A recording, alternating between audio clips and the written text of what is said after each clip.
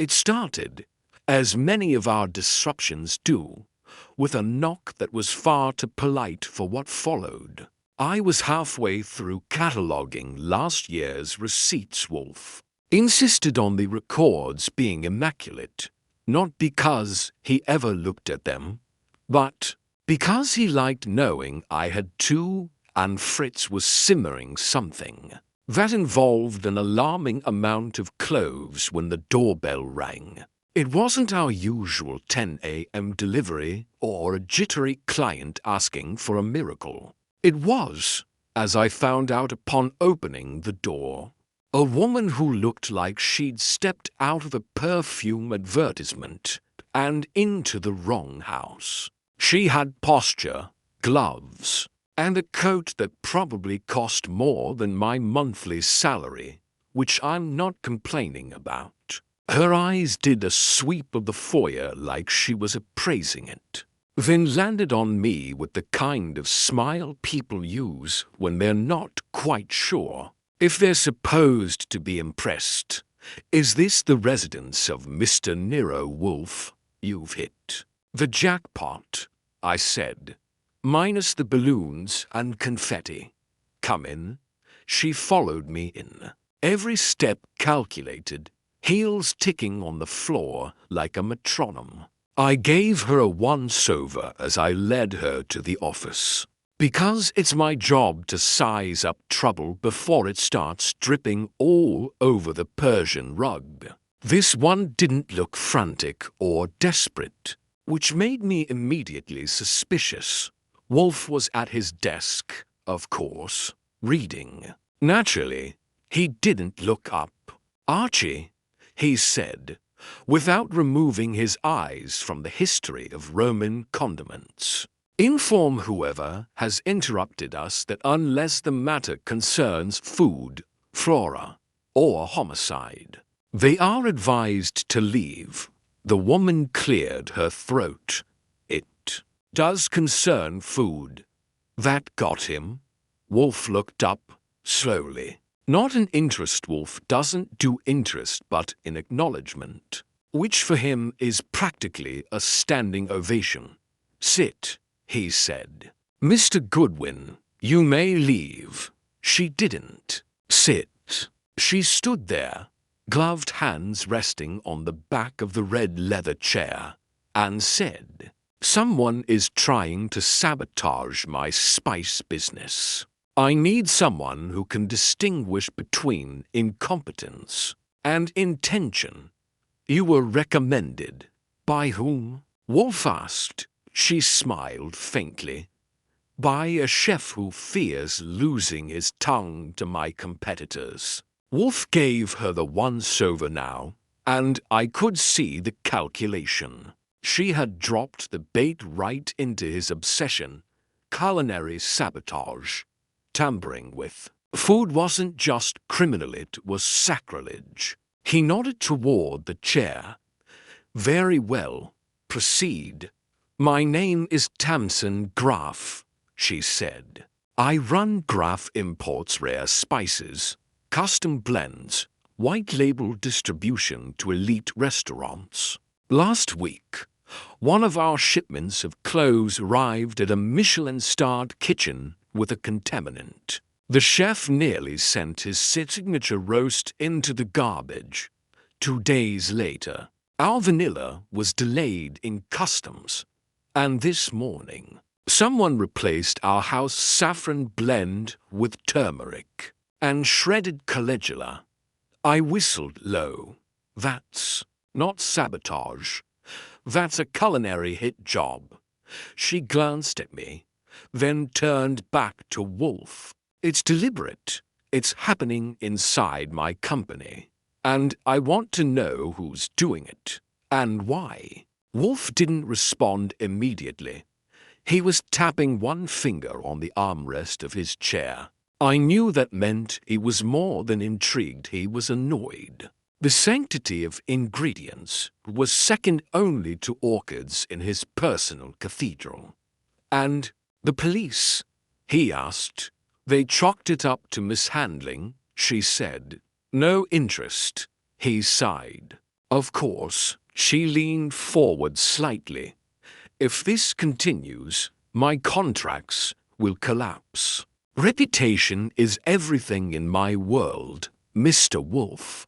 If word spreads that Graf Imports can't protect its integrity, we're finished. I need someone to find the saboteur quietly and permanently, Wolfe said.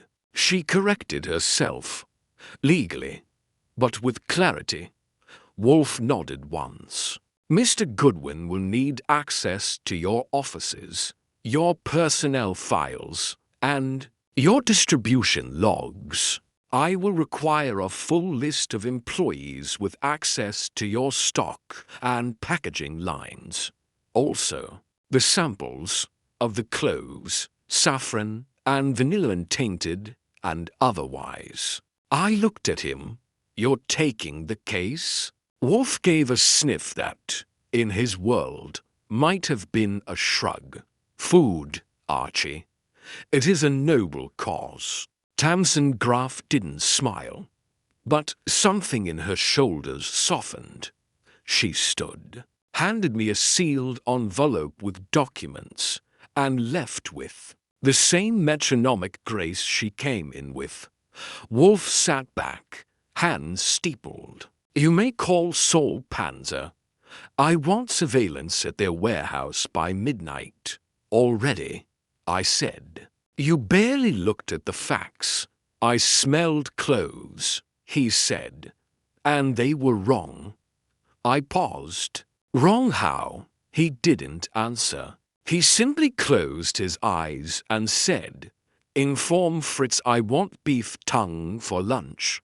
No cloves. And just like that, the brown stone had been breached not by blood, but by spice, and that, as always, meant trouble. The problem with spices, if you ask me, is that they linger.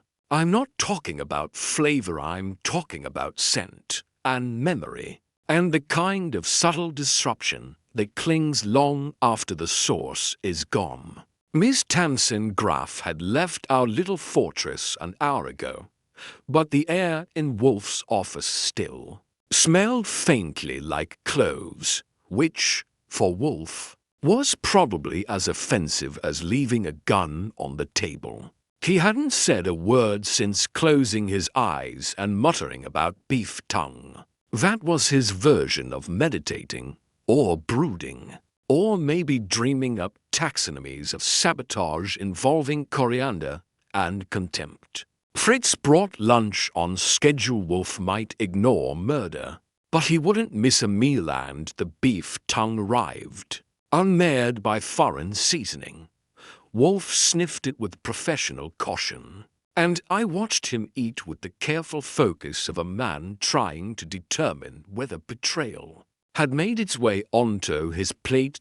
After lunch, I called Saul Panzer, filled him in, and sent him on his way to the Graf Imports warehouse in Long Island City. Then I did what I always do when a case has wormed its way into the brownstone.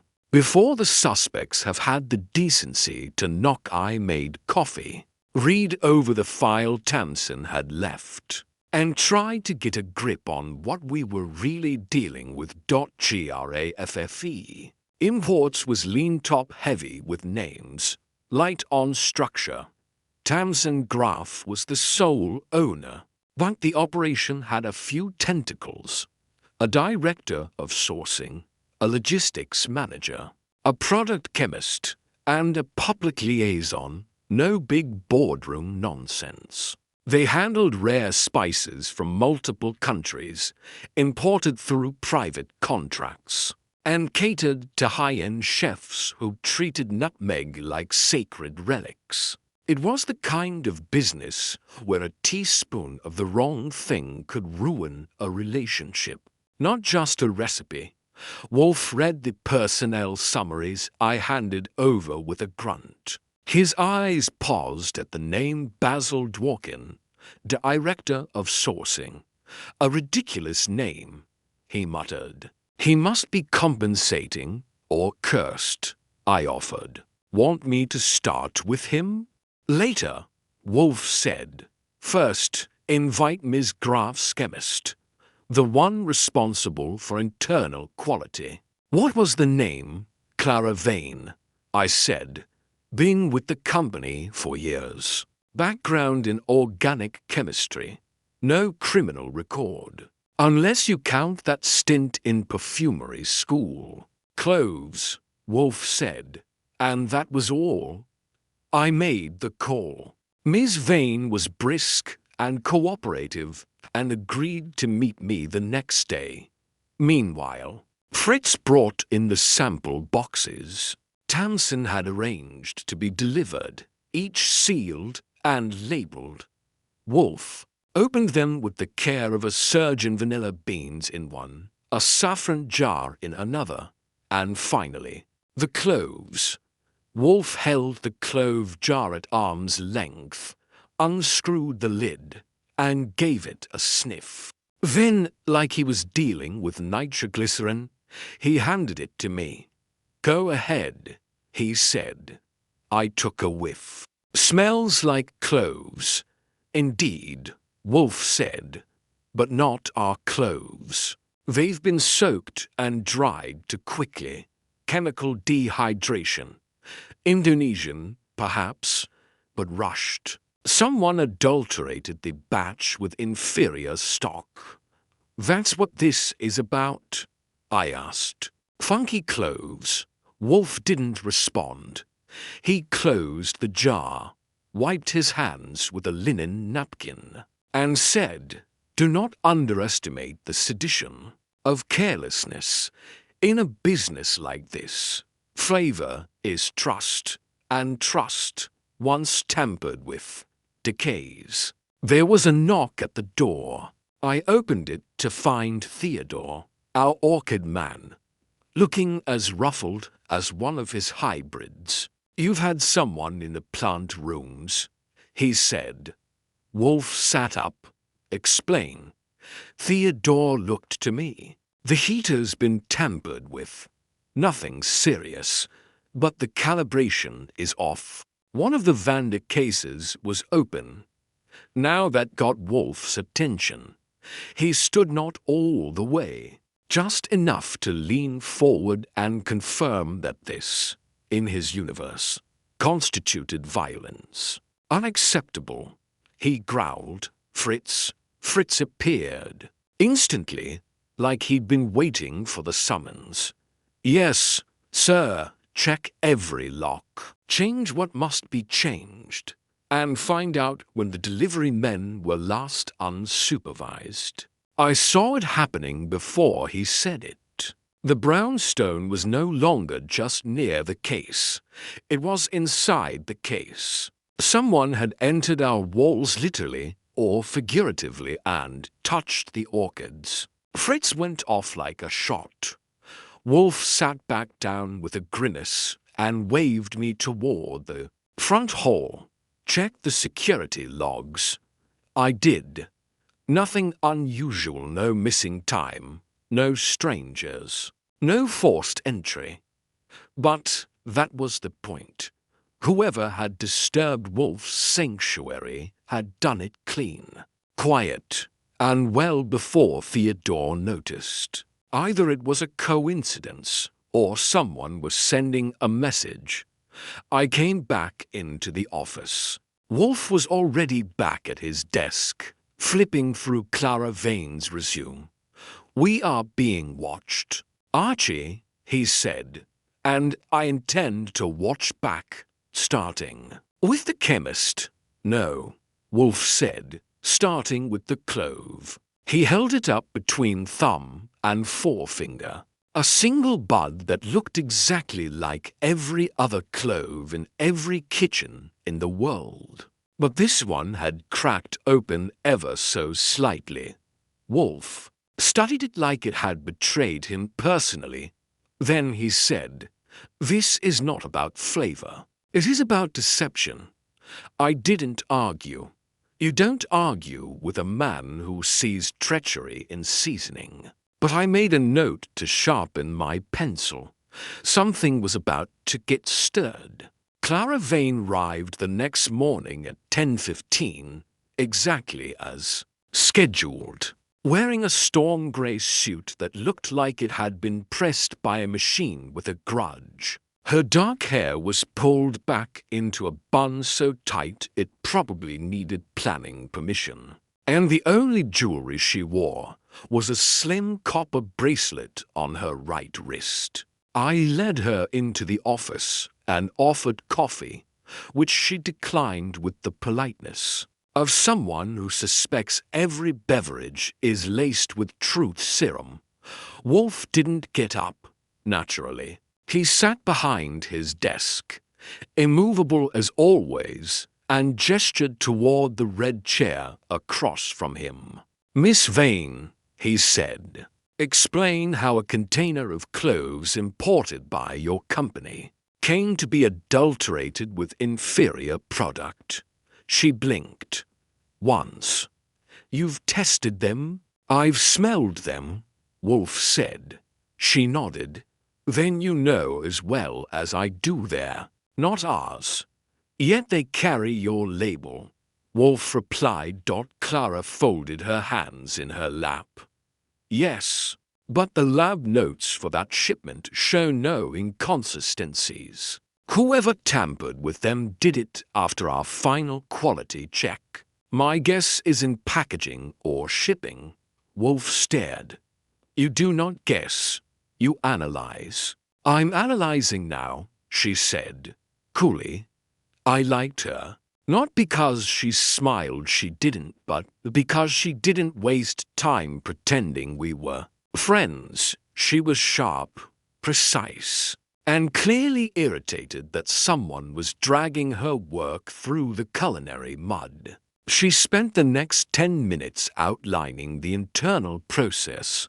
Raw product arrives. Samples are logged and tested in-house, certified against known markers, then packaged and sealed for transport. She claimed she was the only one with access to the chemical lab, and all documentation was kept digital, encrypted, and time-stamped. I asked her if she'd noticed anything off access times, changes in stock, things moved.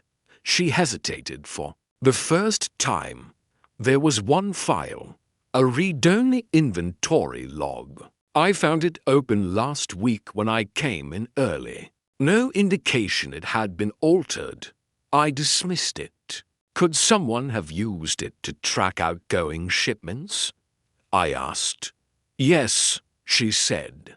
If they knew what they were looking for. Wolfe nodded slowly, and Clara took the cue. Anything else? Not for now, Wolfe said. She left without shaking hands. As I walked her to the door, I asked her straight, "You trust everyone at Graf?" She paused just long enough to make it interesting. "No one does, Mr. Goodwin. But I know who fears losing their job the most. I suggest you talk to Basil." That was the second time his name had popped up. Basil Dworkin, Director of Sourcing, and according to his HR file, a man who'd worked for 3 spice importers before ending up at Graf. One went bankrupt, one was absorbed by a giant conglomerate, and the third was quietly fined for import irregularities. I set up an interview. Basil showed up late and sweating, mid-40s, receding hairline, thick-rimmed glasses that he cleaned every 30 seconds, like they were responsible for the state of his soul. He had the nervous energy of a man who lies well but lives badly. He greeted Wolfe, but mostly talked to me. "I told Tamsin this was coming," he said, perching on the edge of his seat like it might eject him. "You can't grow this fast." Without stepping on toes, which toes did you step on? I asked. Suppliers, he said. We dropped to big ones last year. One of them shipped moldy nutmeg twice. The other overcharged us on vanilla by $5,000 a kilo. Names? Wolfe asked. Basil rattled them off. One's in Chennai, the other in Madagascar. I can get you the paperwork. What about internal disputes? I asked. Anyone itching to take over your job? He laughed, but it was the humorless kind. That'd be Regan, logistics manager. She's been gunning for my role ever since. She got passed up for a promotion. Clean sourcing is just a phone call and a handshake. Like I'm buying used cars instead of spice. She wanted direct supplier contact. Tamsin said no. And what's your opinion of Clara Vane? Wolfe asked. Brilliant, cold, and territorial. He said, she doesn't like interference. If someone tampered with her lab, I'd bet. She knows. After Basil left, Wolfe looked at me. Make a list, he said. Clara, Basil, Regan. That's 3. I tapped the pen on the desk. You want a 4th? There will be a 4th. Wolfe said, it's always 4. He wasn't wrong. Patterns mattered to him, and our cases usually broke into quadrants for suspects, for perspectives, for paths to the truth, all interwoven and none obvious. So I visited the Graph office in person, sleek, modern, filled with the faint scent of cinnamon and paranoia. I asked to speak with Regan Ellis. She met me in the break room, coffee in hand, eyes sharp, late 30s, short auburn hair, athletic build, and a tone that told me she ran things whether her title admitted it or not. You want to know if I'm sabotaging shipments, she said. Cute, humor me, I said. You were passed up for a sourcing role and got a raise instead, she said. I stayed because I like systems. Basil, he's a deal maker. The kind who'd swap quality for a better margin if no one's looking. You trust Clara? She'd set the building on fire before. She let a bad batch through, Regan said. But she's arrogant. Doesn't document as well as she thinks. And Tamsin, Regan hesitated. She's clean. But this company has enemies. People we've outbid. Relationships we've severed. It's not just internal. That opened the door to our 4th suspect. I returned to the brownstone and handed Wolfe the name, Victor LaSalle. Independent broker, used to supply cloves and saffron to Graph. Dropped after Clara found trace contamination. He denied it, claimed sabotage, then threatened a lawsuit. It didn't stick, but according to Regan, he's still sniffing around, offering better deals to Graph's clients. Wolfe raised an eyebrow, a predictable yet useful addition. We now had our quartet, Clara Vane, the chemist with access and secrets, Basil Dworkin, the nervy middleman with a checkered past, Regan Ellis, the logistics brain with ambition and grudges, Victor LaSalle, the jilted ex-supplier with motive and means. For ingredients. None sweet. Wolfe closed his eyes and said, begin. Interviews, trace movements, watch behavior. The saboteur will not hide. They will pretend to blend in. Want me to shake them? I asked. No, he said. I want you to stir them, just enough to raise the scent. With that, he waved. me off and returned to his reading a treatise on pepper cultivation.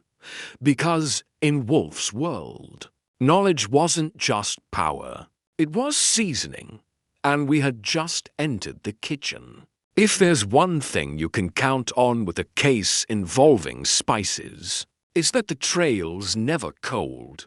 People get emotional about flavor, angry, greedy, nostalgic, and in the business of taste, grudges age like cheese left out too long. Wolfe had his suspects, and I had my marching orders. Sniff out the motive, find the crack in the jar, and keep my shoes clean in the process. I started with the one who wore her control like a lab. Coat Clara Vane.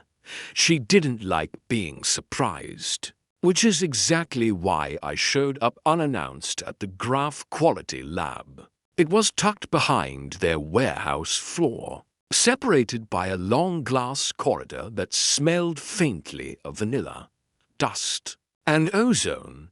Clara met me with a glance that suggested I was a contaminant. You again, she said, arms folded. Don't you trust my earlier answers? Sure, I said, but Wolfe doesn't. He's allergic to incomplete data. She let me into the lab, spotless and cool. I pointed at the large steel cabinet marked retention samples and asked how often she revisits them. Only if there's a complaint or investigation. They're organized by batch, dated and sealed.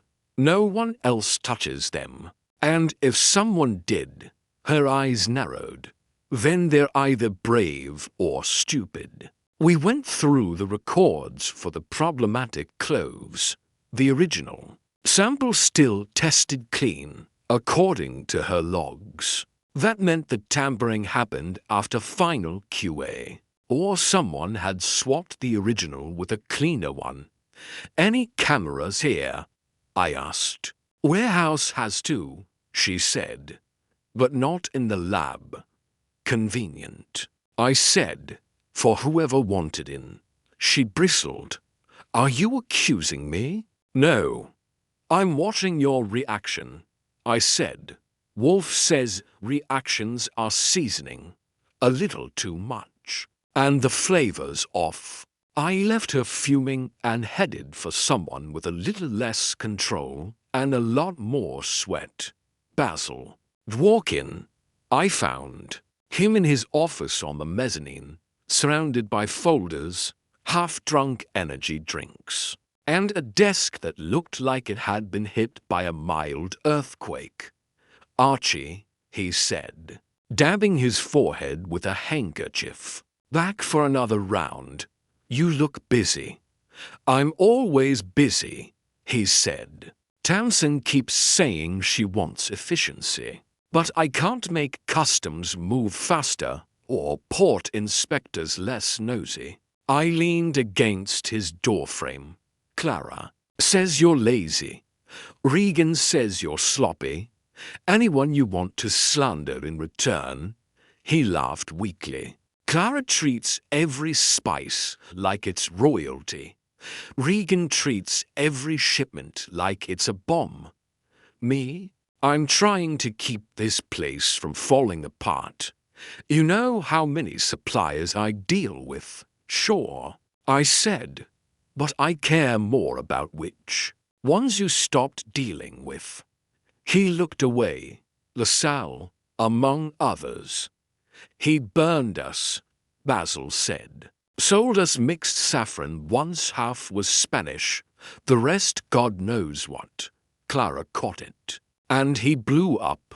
Enough to sneak back in and sabotage a few shipments? Wouldn't put it past him, Basil muttered.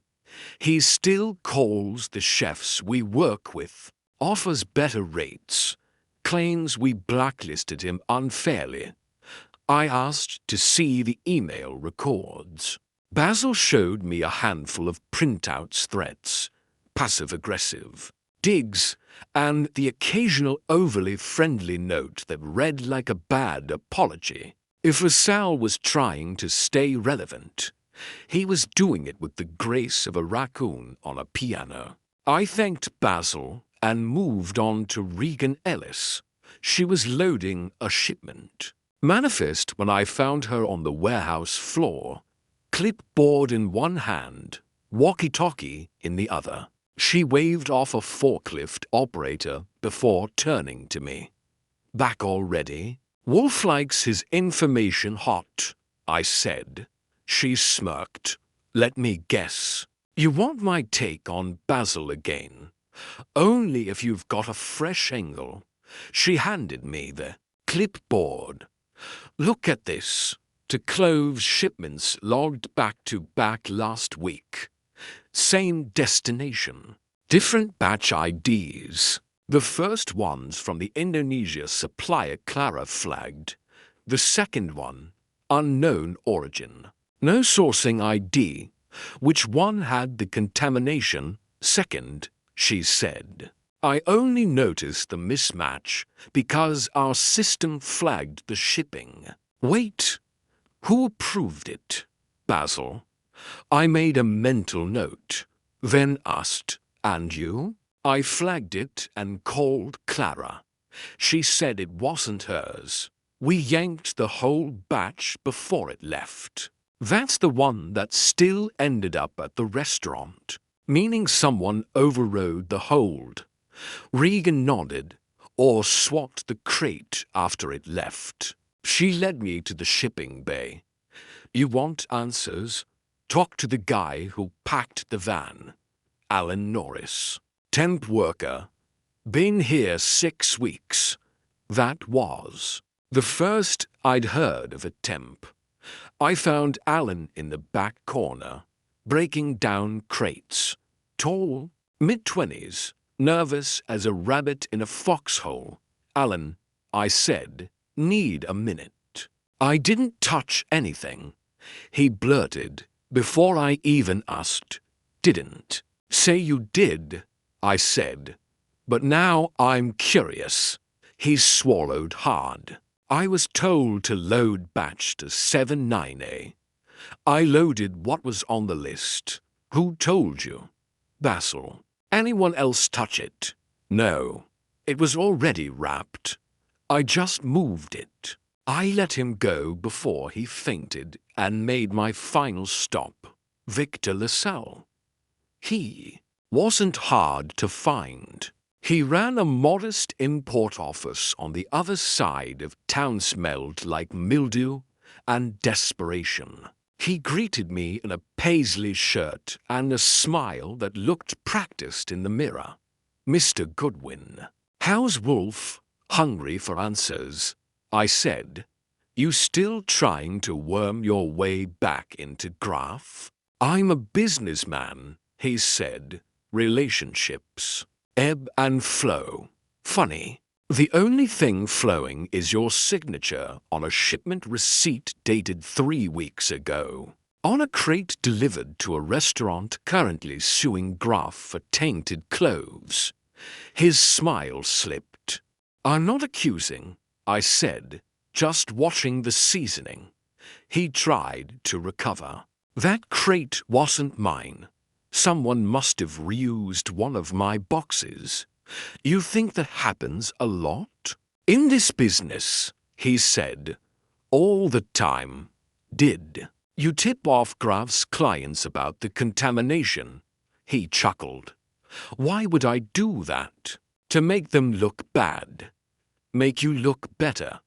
His grin vanished. "You don't scare me." "That's Wolfe's job," I said. "Mine's just to stir the pot." I left him glaring at my back and returned to the brownstone just before dinner. Wolfe was reading. He didn't look up. "Well," he asked. "They all have motive," I said. "Clara's lab was accessed. Basil approved a suspicious batch. Regan caught the swap, but was ignored. LaSalle's ego still needs polishing. And the temp, Scared and clueless, Wolfe tapped the arm of his chair. Then the tampering was designed to be caught, but not too quickly. The intent was embarrassment, not destruction. That narrows it. It does, Wolfe said. Bring Saul in. I want surveillance on the loading bay. And Archie. Yeah. Put the clove jar on my desk. The cracked one. I did. He stared at it like it owed him money. This case, he said, is like poorly aged cinnamon bitter, dry and layered in deceit. Dinner was served. Braised duck. No cloves. The next move would be Wolfe's, and whoever made the last mistake. Wolfe was ready to catch the scent dot in a house like Wolfe's, where everything has a place down to the position of a stapler on a desk. Tampering isn't always loud. It whispers. You notice it not by the mess it makes, but by what's been. Not just slightly out of place. Wolfe didn't like shouting, slamming, or spectacle. But he was deathly serious about silence because it carried meaning. The trespass started small. It was Fritz who saw it first. Noticed, actually, the little jar labeled sumac, Persian red, always kept third from the left on the spice rack. In the kitchen, had been moved one space over. Fritz didn't say anything until he was sure it wasn't just his eyes or his age playing tricks. But the next day, it was the cardamom top shelf. Third jar again shifted an inch to the left. No fingerprints, no smudges, just a wrong. When he told me, I checked the rest of the kitchen. Nothing else disturbed. No signs of forced entry. Nothing stolen. Just the choreography of a cook's space tripped up by the lightest touch. It was deliberate. It had to be. I told Wolfe. He didn't react. Not visibly. He just closed the book. He was reading on the essential oils of Jovan said. Describe precisely the order of movement. I gave him the facts. Fritz nodded confirmation. Wolfe sat still for a full 30 seconds before he murmured. He's telling me he can reach me. Who? I asked. The saboteur. Someone with access. Someone who knows spices, not just how to ruin them, but how to unsettle their keepers. Are you sure it wasn't a message for Fritz? Fritz does not conduct investigations, Wolfe said. This is not a threat. It is an invitation. He rose not fully, just enough to lean forward and rang for Theodore. Theodore came in with a frown already formed. If this is about the orchids again, I know, Wolfe said. Has anything in the plant rooms moved since your last inspection? Theodore considered. One hose was uncoiled yesterday. I thought Fritz had used it. Fritz shook his head. I haven't entered since the calibration check. Then someone has, Wolfe said. Twice in 2 days. No damage, no theft, no trail. That we can see, I added. Wolfe gave me a look that meant I'd earned a half-ounce of respect. Exactly. I made a list of everyone who had been inside the brownstone in the last week. Aside from Tamsin Graff and her delivery man, no one knew. No calls. No repairmen. No lost packages. No malfunctions. Nothing to explain the subtle shift. Then it's someone already on the periphery. I said, a suspect, or someone using. One of them, possibly, Wolfe murmured, or someone who believes they are unseeable. That night, I posted up inside the hall closet from 11 to 2, a flashlight in my lap and a thermos of coffee beside me. Nothing. The next night, Saul took over. Still nothing. The trespass wasn't random. It was performative.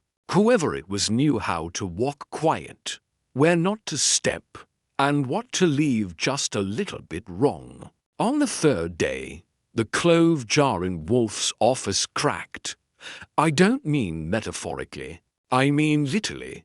The little jar Wolfe had been keeping. On his desk, yes, that jar. The one with the imperfect bud that started all this was found with a hairline fracture down the side. No shards. No mess. Just a delicate crack that hadn't been there the night before. Fritz swore he hadn't touched it. I certainly hadn't. And Wolfe, he hadn't moved from his chair. But there it was, a glass line like a surgical scar.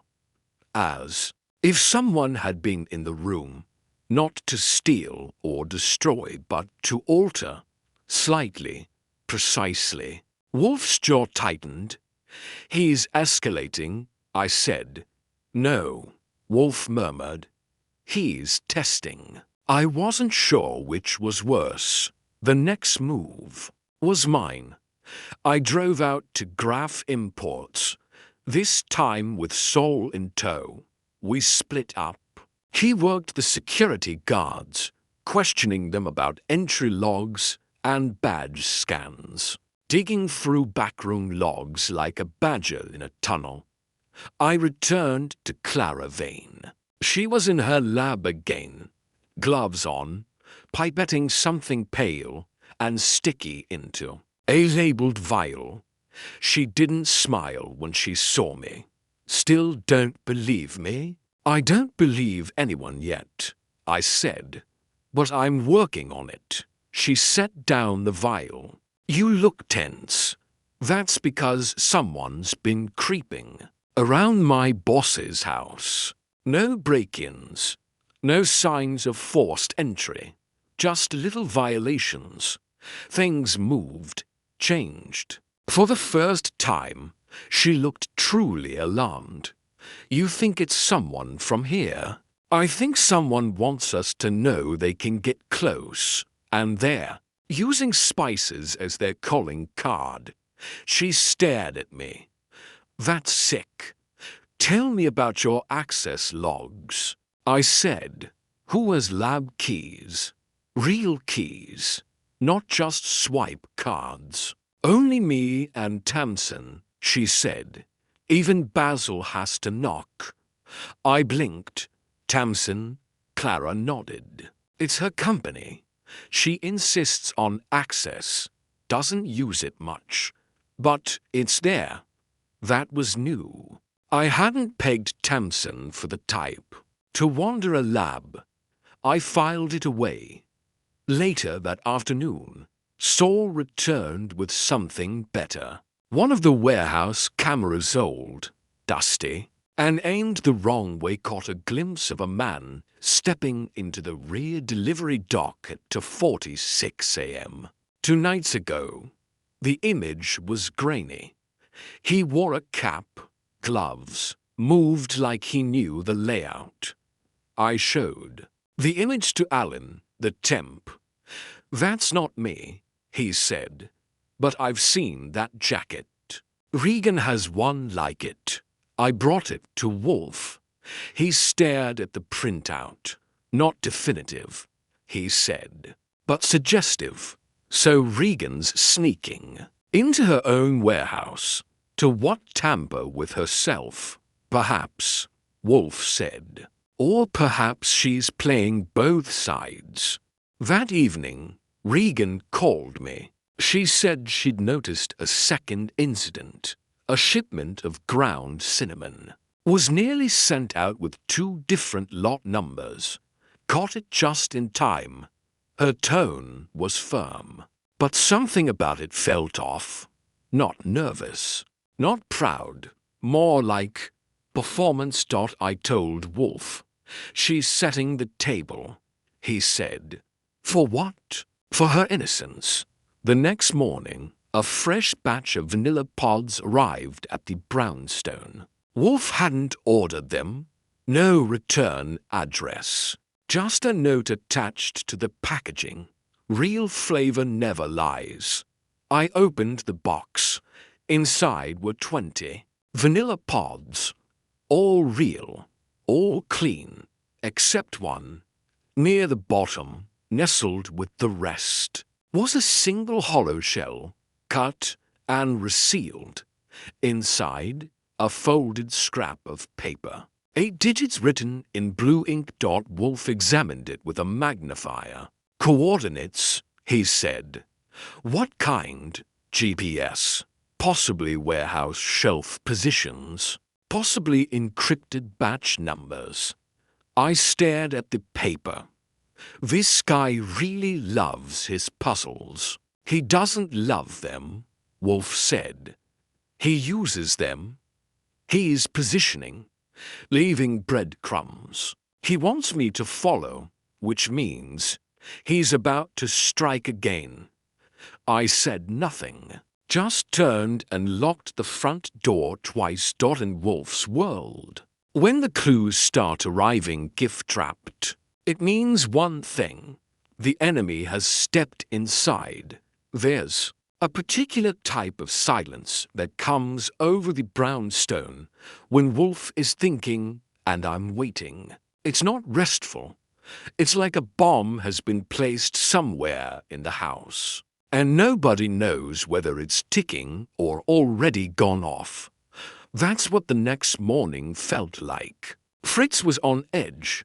Theodore refused to open the orchid rooms, and Wolfe sat in his chair, hands tented under his chin, staring at the folded paper with the 8 digits we'd pulled from the vanilla pod. Like it was a map to hell. Coordinates, I said again, for the 3rd time. Warehouse positions, possibly, Wolfe murmured, but not ours. He wouldn't lead us back to where we've already been. He's not issuing a warning. He's marking a trail. For whom? For me, he said, which means I shall not follow it. That was classic Wolfe. Bait is bait, even when it's vanilla-flavored. He never chases. He waits for gravity to bring things to him. But, he added, Saul might. I got on the phone and relayed the digits. Saul Panzer didn't ask questions. He rarely did. That's why he's Wolfe's preferred bloodhound.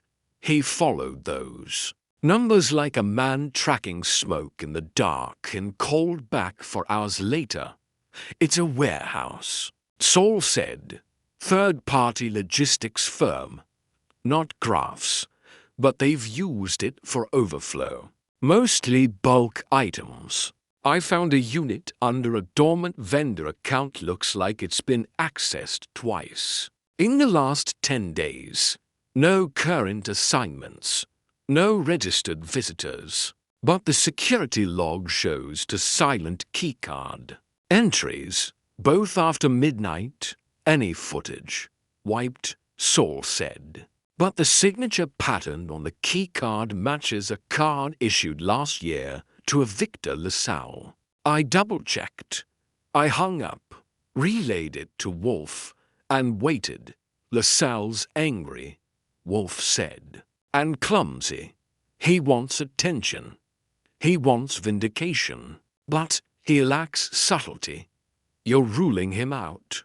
No, Wolfe said. But I am repositioning him.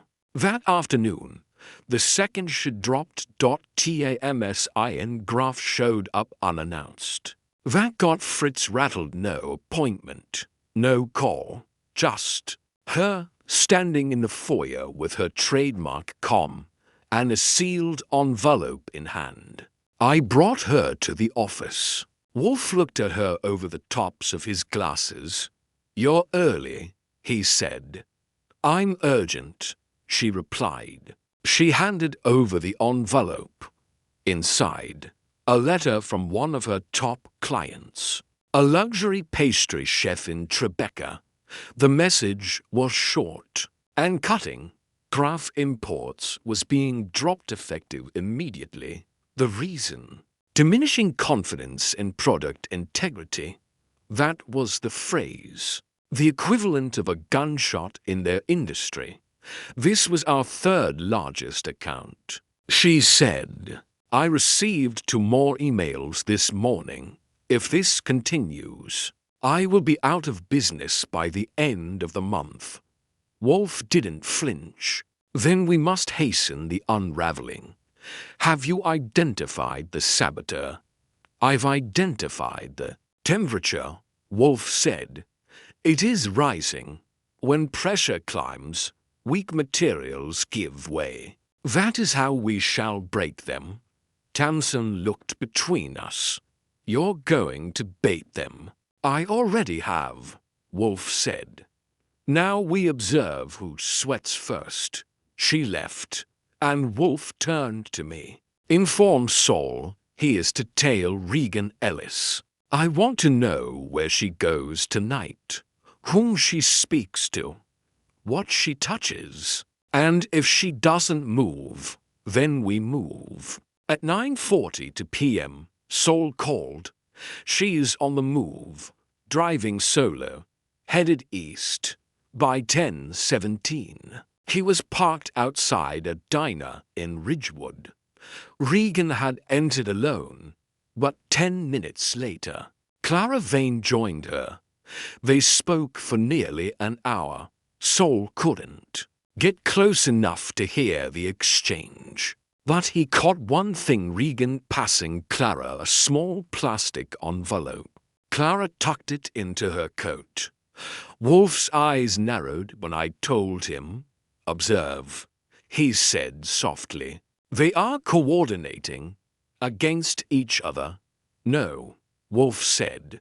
That's the point. They were opponents. Now they are aligned. Something has shifted. Someone has offered them a reason to unite. Basil? I guessed. Too nervous.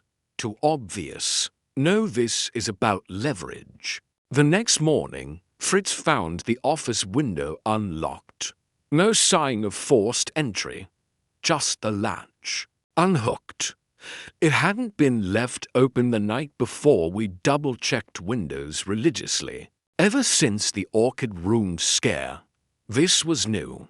I checked the drawer where we kept the suspect files. Nothing missing. But one photo, Regan Ellis's company ID shot, had been turned upside down. I called Wolfe. He stared at the drawer for 5 solid minutes, then said, "Summon all suspects. Here, noon tomorrow. No delay." That was how you knew he was done waiting. I made the calls. Basil tried to delay. Wolfe told me to use the phrase "final clarification," and Basil caved. Clara asked if she needed to bring documents. Wolfe said no. Regan didn't answer her. Phones all delivered the message in person. Victor LaSalle tried to protest. I told him the invitation wasn't optional. I had the lineup. But just before lunch, the brownstone was hit again. This time, the spice rack wasn't touched. The lab wasn't breached. Instead, the kitchen's main pantry, always kept alphabetized by Fritz, was reversed. Cinnamon now came before bay leaf. Thyme before rosemary. A deliberate inversion. It was symbolic. Someone was trying to flip Wolfe's world upside down without setting off alarms. Wolfe took it as a message. He's coming, Wolfe said. Or she. And they want me off balance. He wasn't. He was sharper than I'd seen him in weeks. Calm. Focused. He told Fritz to prepare. Refreshments for 6. Coffee for the guests. Cold water for Regan. Biscotti for Clara. Nothing for Victor. At noon, the office was prepped, chairs arranged. I was in my usual spot near the wall. Notepad ready. Fritz led them in one by one. Basil looked sweaty and overbuttoned. Regan scanned the room like it owed her something. Clara came in last, calm, clutching a small bag. The envelope from Regan was not in sight. Victor LaSalle arrived late, of course, wearing that ridiculous paisley shirt again. I was tempted to spill coffee on it. Just on principle. They sat. Wolfe said nothing. 5 suspects, for known. 1 still. Playing their final move. Wolfe closed his eyes. You have all been inconvenienced, offended, perhaps even betrayed. But one of you has gone further. One of you has tampered, manipulated, threatened, and trespassed. One of you has used spices not as flavor, but as weapon. Silence. Then Wolfe opened his eyes. You will listen. You will not interrupt, because by the end of this hour, one of you will be finished. That was the moment the temperature truly shifted. Wolfe wasn't baiting anymore. He was hunting. 12-0-2. And Wolfe had all 5 of them seated like stubborn chess pieces waiting to be moved. No introductions, no small talk. He simply stared at the clove jar on his desk, the same one that had been cracked, tampered with, and handled like it held secrets instead of seasoning. And then he looked up, expression unreadable, voice like a scalpel. Miss Vane, he began. Why did you not report the breach in your lab when you first noticed the open inventory log? Clara sat upright, because it was read-only, no signs of tampering, and because I was instructed by Tamsin to limit internal panic. Yet you mentioned it to Mr. Goodwin. I changed my mind, she said, after more went wrong. Wolfe nodded faintly, conveniently timed. Then he turned to Basil. Mr. Dworkin, did you authorize batch to 79A? The clove shipment that caused the Tribeca chef to cancel his contract. I signed the release form. Yes, Basil said. But I was told it had passed Clara's lab. No such record exists. Wolfe said. You acted without verification. I was pressured, Basil blurted, glancing sideways at Regan. I was told it had to go out before end of day. Regan didn't flinch. By whom? Wolfe asked. Basil hesitated. By Regan. She said Tamsin needed it shipped immediately. Wolfe shifted his gaze. Miss Ellis, Regan folded her arms. I said it was time-sensitive. Yes, but I never said to skip verification. Basil does that all the time when he's behind schedule. That earned a snort from Clara. Wolfe raised a hand. Enough. The pattern is predictable. Mr. Dworkin is anxious and inefficient. Miss Vane is rigid and controlling. Miss Ellis is ambitious and reactive, all suitable traits for sabotage, but not the necessary one. He let that hang for a moment. Then, Mr. LaSalle, you've been in unauthorized warehouses at least twice in the last 10 days. Victor smiled, but it didn't reach his eyes. Business opportunity. You no longer conduct business with Graf Imports. I have other clients, LaSalle said. You attempted to reacquire Graf's clients by discrediting their product. Wolfe continued. You failed. Victor leaned forward. That's an accusation. It's a clarification. Wolfe replied. He turned back to the group. You all had motive and access. But the question has never been who could do it. It is, as always, who needed to and who was willing to make it theatrical. No one spoke. Wolfe leaned back slightly. The person responsible created not just contamination, but choreography. They planted symbols, moved spice jars, inverted pantry orders, cracked a clove jar. They created visual tension. That is not sabotage for profit. That is a demonstration of control. His eyes shifted to Clara. A scientist does not make shows. She hides them in data. Then to Basil. An insecure administrator does not design patterns. He survives them. To Victor.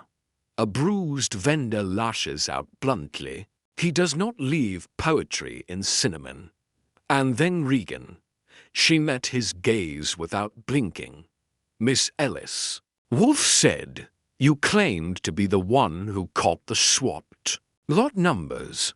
That discovery painted you as vigilant, diligent, innocent. Because I am," she said. "No," Wolfe said. "You are clever. You created the error.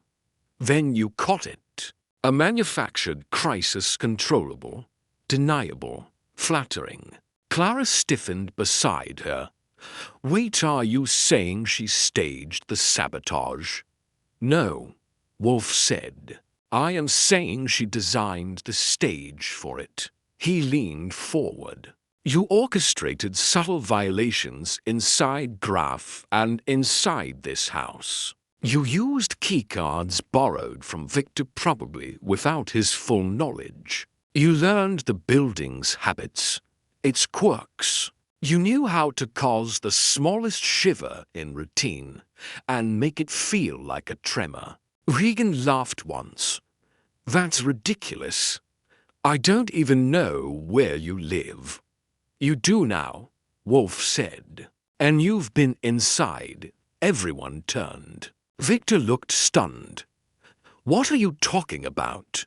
Regan said, still posturing. "You entered the brownstone 2 nights ago," Wolfe said. "Through the side gate. Fritz noticed a footprint in the garden mulch. Not Saul. Not I, Fritz.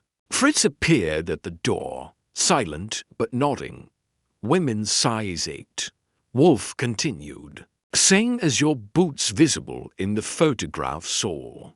Took outside your Ridgewood diner meeting with Miss Vane."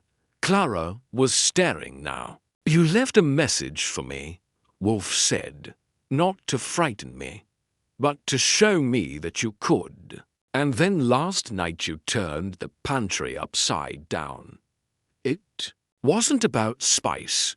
It was about dominance. You have no proof," Regan snapped. Wolfe looked at Clara. "Tell me what was in the envelope Miss Ellis gave you at the diner."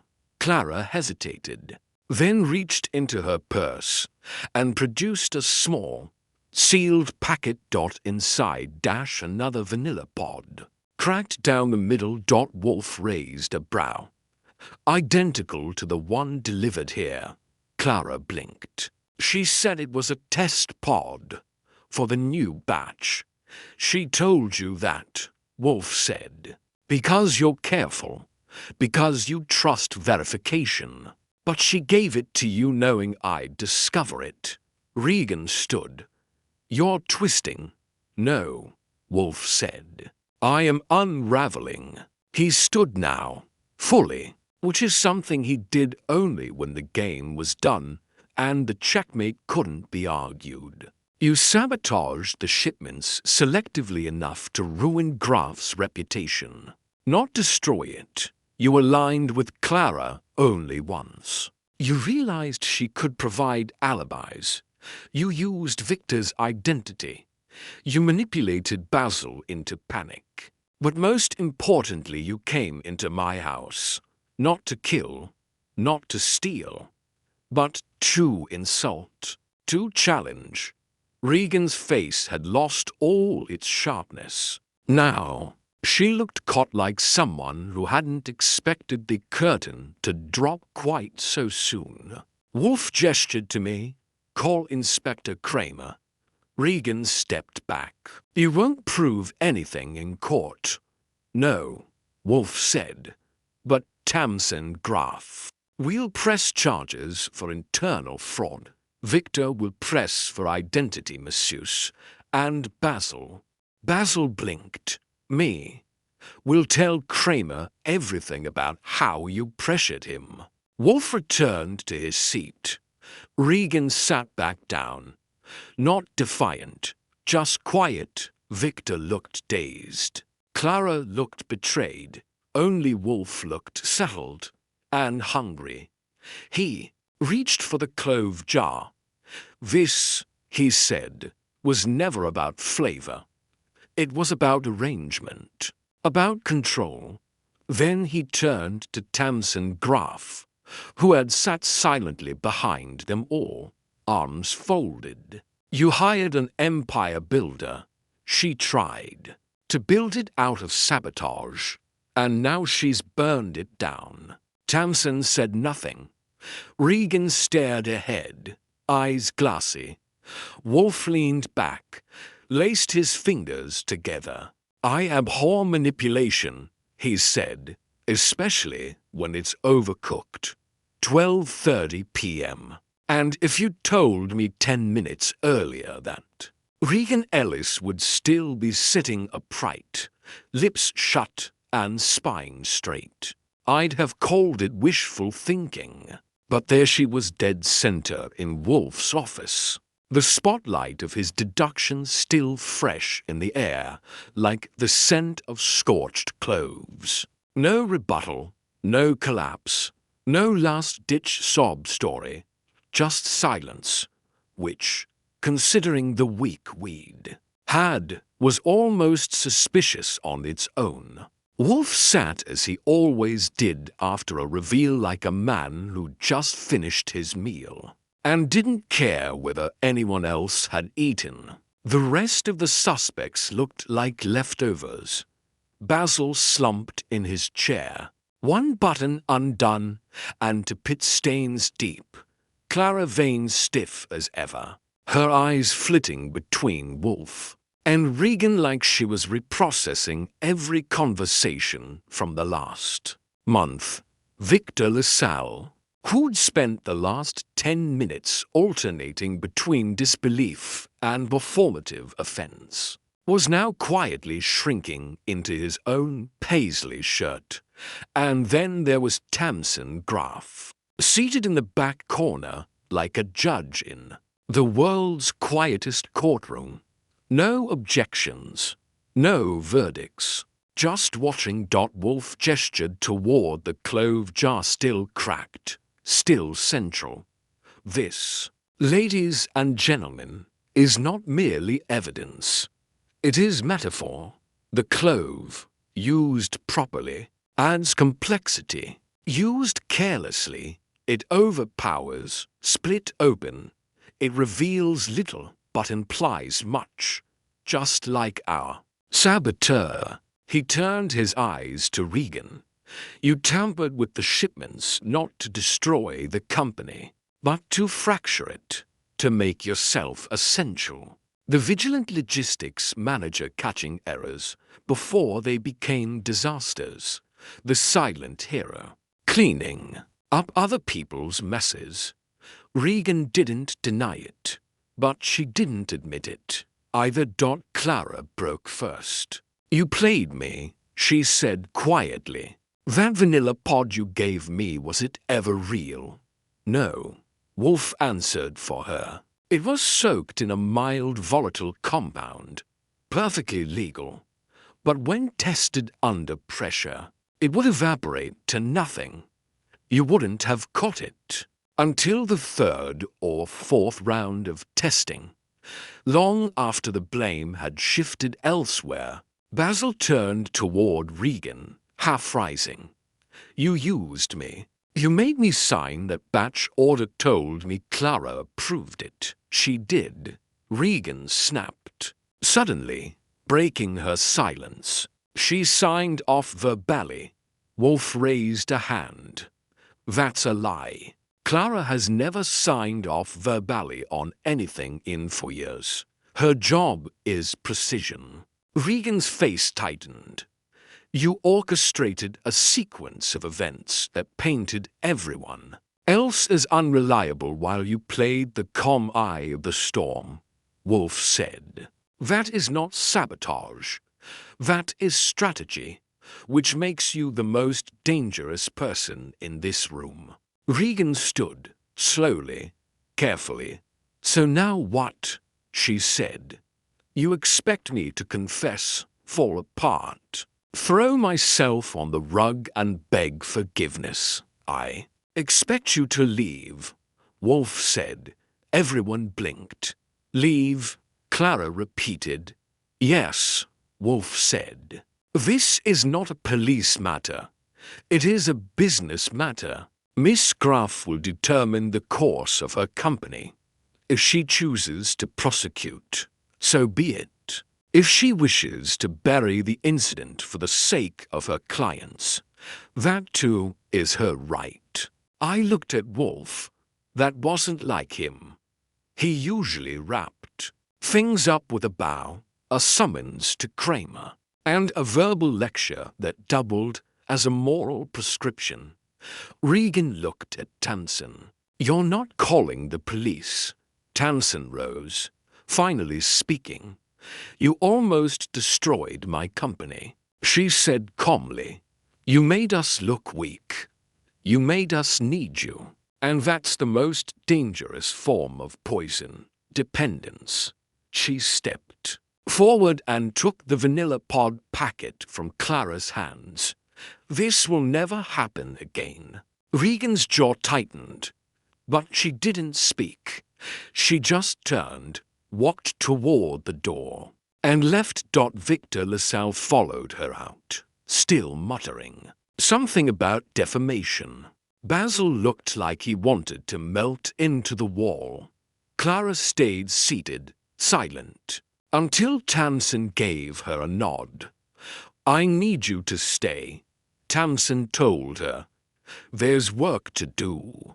That left Wolfe, me, and our guest. Tansen turned to Wolfe. Thank you, she said. You're welcome, he replied. I expect you'll restructure your internal controls. I've already begun, she said. The lab will become isolated. No cross-access with logistics. No more dual authority shipment releases. And no more reliance on personality. Wolfe gave a single nod. Wise. She paused. Why didn't you push for a formal charge? Because it was not necessary, Wolfe said. Miss Ellis's goal was not chaos. It was elevation. She wanted to rise by appearing irreplaceable. She succeeded, briefly. But now she is neither needed nor present. That is sufficient consequence. Tansen didn't argue. She shook Wolfe's hand rare, but not forbidden, and left with Clara. The door shut. Silence fell. Wolfe turned to me. Inform Fritz I will be ready for lunch. What's on the menu? I asked. He considered.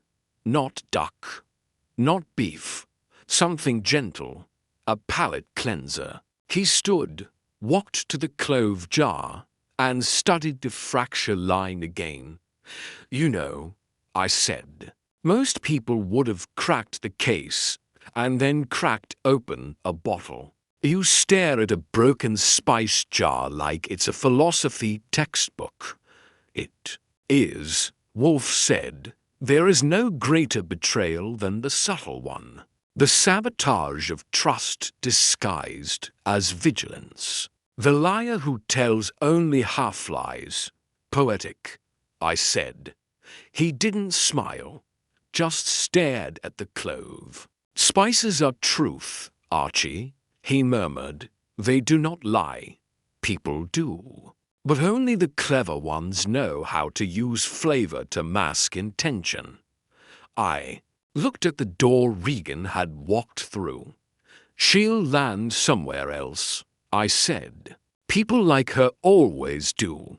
Yes, Wolfe said, but they never escape their flavor. I didn't know what that meant exactly, but I made a note to double-check the cinnamon next time I cooked anything. Wolfe sat back down, opened a fresh book, The History of Mace and its Medicinal Misuse, and waved me out of the room. Lunch would be served, and for once, it would be mild. It would have been tidy to say that after Regan Ellis left the brownstone, the case was closed. The dust settled and everything returned to normal. But tidy endings are for novels and menus, not for real life, especially not when Nero Wolfe's been stirred from routine by a saboteur with theatrical flair and a fondness for cloves. Wolfe had unmasked the hand behind the tampering, sure, but as far as he was concerned, the game wasn't over until he'd sealed the moral envelope with wax, which meant the rest of us still had work to do. After lunch, steamed whitefish with sautéed fennel, deliberately absent of strong spices. Wolfe summoned me back to the office. He sat at his desk with that unmistakable expression of brooding satisfaction, like a chef inspecting a meal he'd already eaten but still wanted to criticize. The cracked clove jar had been moved back to the center of his desk, less like evidence now and more like a centerpiece. "Archie," he said, "the matter is concluded in appearance, but not in comprehension. You want the real why?" I said. "Yes," he replied, "the philosophical why. I know the mechanics. I know the behavior. But I want the precise motivation. She didn't do this merely to feel important. She was proving something. To whom? To herself," Wolfe said, "but also to Miss Graff." He gestured for me to sit. I did, though not without my usual skepticism. I reviewed the employee files again. Wolfe continued, and something stood out. Miss Ellis had applied for promotion to head of procurement not once, but twice. Both times she was rejected, not for lack of performance, but for lack of fit. "Clara told me as much," I said. "Tamson didn't want her dealing directly with suppliers." "Yes," Wolfe said, "and Regan resented that. But instead of leaving, she stayed." Why? Because she believed the company needed her more than it realized. She was determined to demonstrate that. I leaned forward. So she staged failures in everyone else's department to make her own look essential. "Exactly," Wolfe said. "She used Clara's lab as a decoy, leaving open files, manipulating logs. She leveraged Basile's anxiety to pass through unchecked orders. She even co-opted Victor LaSalle's identity to throw us off the trail. Did she have help? No," Wolfe said, "not direct. But she exploited the habits of others. She knew Clara would remain rigid and unyielding. She knew Basil would buckle under pressure. And she knew Victor would be too distracted with his own vendettas to notice his access had been compromised." I nodded slowly. "She created a pressure cooker. She created a performance," Wolfe said, "a meticulously scripted one." Then he tapped the cracked clove jar. "And this?" I asked. "A final note," Wolfe said. A signal that she had infiltrated our sacred space, that even in my world she could leave a trace. I whistled. Ballsy, yes, Wolfe said, and tragic, because it wasn't vengeance. It was a cry for recognition. He sat back, the monologue complete. So, I said, what's the damage? Wolfe ticked them off. Townsend Graff loses 3 clients, but retains the core business. She reconfigures her trust network. Clara becomes indispensable. Basil, if he's clever, resigns before he's replaced. And Regan, she fades into the spice trade somewhere else. Possibly, Wolfe said. But she will never be satisfied until someone sees her as the architect, not the assistant. A knock at the door. Fritz entered with a silver tray, 2 small spice jars, and a card. This came by courier, Fritz said. Wolfe frowned. From whom? No sender listed. It was placed at the front door with no signature. I took the card. White, plain, UNEMBELLISHED. For words. Flavor reveals the structure. Wolfe opened one jar. It was filled with cloves again. The other, crushed sumac, ground finer than powder. He sniffed each, then nodded. They're pure, he said. I raised an eyebrow. A peace offering? No, Wolfe said. A flourish, a final line in the play. You think she sent them? Who else would dare? Wolfe said. I had no argument. Later that afternoon, I made one last call to Saul. He'd followed Regan to the bus terminal. No new job, no flight, just a single ticket to Boston. 1 suitcase, no forwarding address. She's not hiding, Saul said, just moving on. Wolfe absorbed the news in silence. That evening, the brownstone felt restored, quiet, orderly, seasoned with calm. The windows were locked, the spice rack in perfect alphabetical balance. Even the orchids, according to Theodore, had perked up. Dinner was roast chicken with lemon glaze and mint. I asked Wolfe if he wanted cloves in the dessert. He didn't answer. Instead, he poured a glass of wine, held it up, and said, Archie, there are 3 kinds of criminals. Those who steal for gain, those who hurt for revenge, and those who rewrite systems to place themselves at the center. The third is the most dangerous. Why? I asked. Because they believe they're fixing something, he said, when in truth, they're simply breaking it in a more elegant way. He took a sip. I wrote that down. The doorbell rang. I went to answer it, but it was just a wrong delivery. Not spice this time. Just silence. There are cases that end with a bang, sirens, arrests, statements to the press, and then there are the ones that end the way this one did, with the slow return of routine, like dust settling in sunlight. After Regan Ellis slipped into the Boston night and Townsend Graff restored order to her spice empire, the brownstone eased back into its natural state. No more tampered jars. No more notes stuffed in vanilla pods. No more footsteps in the orchid rooms.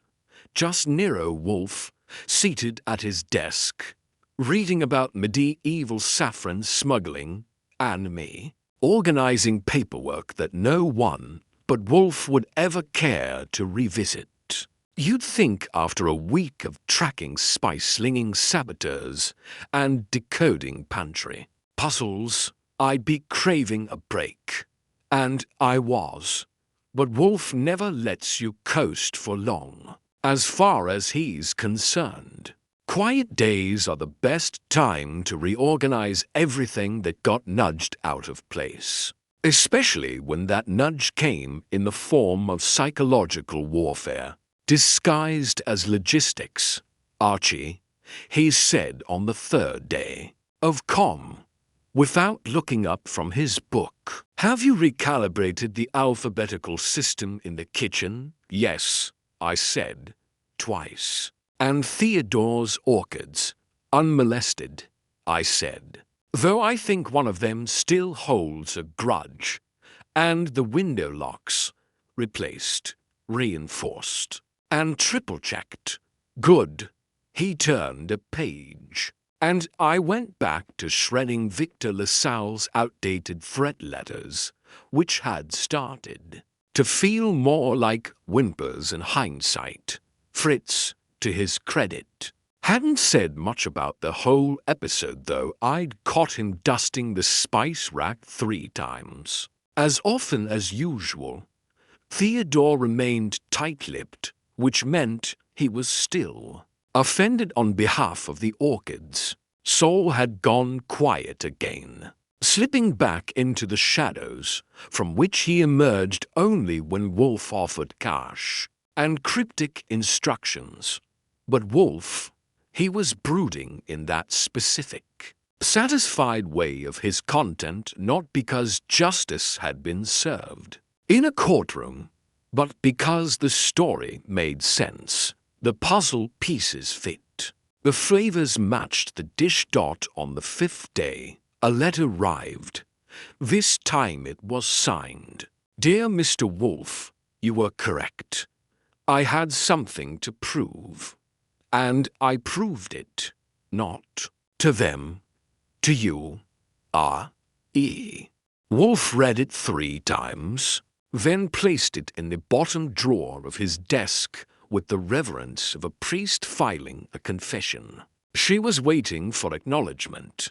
I said, she has it now. Wolfe replied, are we going to respond?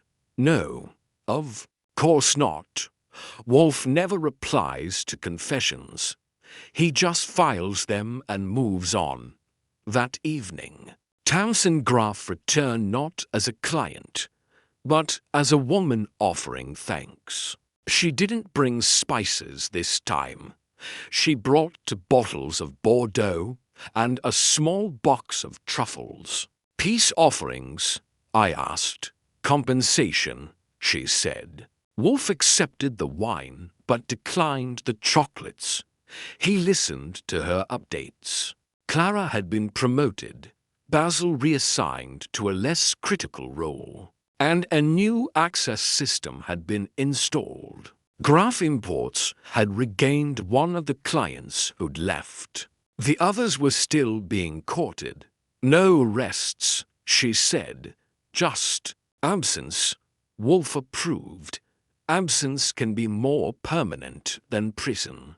She stayed for precisely 16 minutes and left without asking for further help. That night, we had lamb chops and mint sauce. Wolfe allowed a single clove in the braise. Fritz prepared it himself, with Wolfe watching from the doorway like a hawk monitoring its favorite butcher. At the table, Wolfe was contemplative. He ate slowly, which, for him, wasn't unusual. But this time he paused more often, as though reliving each step of the case, each flavor, each move, each subtle transgression. You know, I said, you never did say when you figured her out. I didn't, Wolfe said. She told me. When, the moment she reversed Fritz's pantry, I blinked. That early? Yes, he said. Only someone with absolute confidence would take such a risk. Not for damage, not for theft, but for metaphor. That is the action of someone building a performance, not hiding a crime. And the crack in the clove jar, he gave the faintest smile, a flourish, A final note in a sonata of sabotage. Poetic. I muttered, spices are poetic. He said, they reveal intent, strength, restraint. The criminal mind, Archie, is not unlike a kitchen orderly on the outside, chaos simmering underneath. I didn't argue. I just ate my lamb.